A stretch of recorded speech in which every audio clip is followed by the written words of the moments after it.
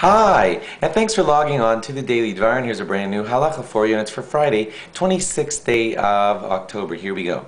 Now we're on the topic of washing the hands again. This is a fun one today. When you cut your nails, an impure spirit is said to rest on your hands, and therefore you must wash your hands. Now, first thing to point out is it a full natilas yadayim like usual? There are some opinions that the washing that you do when you cut your nails only has to be one time on each hand, and others go up to 2 or 3 times. So you can speak to your rabbi about the specifics that he suggests for you. I might suggest that you just do the same thing you do for your regular natilas yadayim. Some do 2, some do 3, and that would be enough for washing your hands after you cut your nails. Okay, now next halacha for you. I'm laughing. This also applies when you cut your toenails. Okay, same law applies. No, I don't mean that you have to wash your toes. I mean that when you cut your toenails, an impure spirit is said to rest on your hands, and your hands need a natilas yadayim style washing for that also. Now next law is also fun to tell you, and that is when we say cutting your nails here, we mean any way that you cut your nails.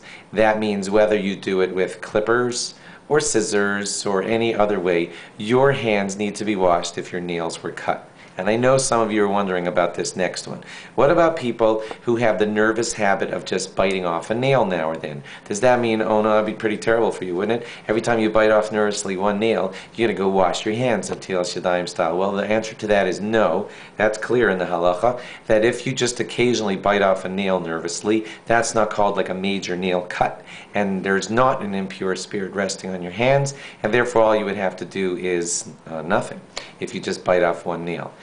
Your next question, which you might be wondering, and honestly I got to tell you I'm not sure, and that would be for a person who cuts his nails like once a week or whatever on the normal time, but he does it by biting off all of his nails in one shot. Would that be considered like cutting your nails and needing hand washing for an impure spirit resting on your hands? I think the answer is yes, because you just cut your nails. You do it in a weird way, but you still cut your nails, and so I think that in that kind of situation you would have to wash your hands natilas yadayim style. And lastly, if for whatever reason someone else cuts your nails for you, the cutter of the nails, the person doing the cutting, they don't have to wash their hands, only the person who has their nails cut. Last interesting law that I'll do for you, and that is the halacha is that while you're having your nails cut or cutting your nails, you are still allowed to be answering Amen if you're hearing a bracha, and you're also even allowed to be hearing someone say Torah to you at that time, and you don't have to say, oh, there's an impure spirit on my hands, don't tell me Torah. That law does not exist, so somebody even could be telling you a piece of Torah. You could even be answering Amen while your nails are being cut. Thanks for logging on. Log on for more after Shabbos. Bye-bye.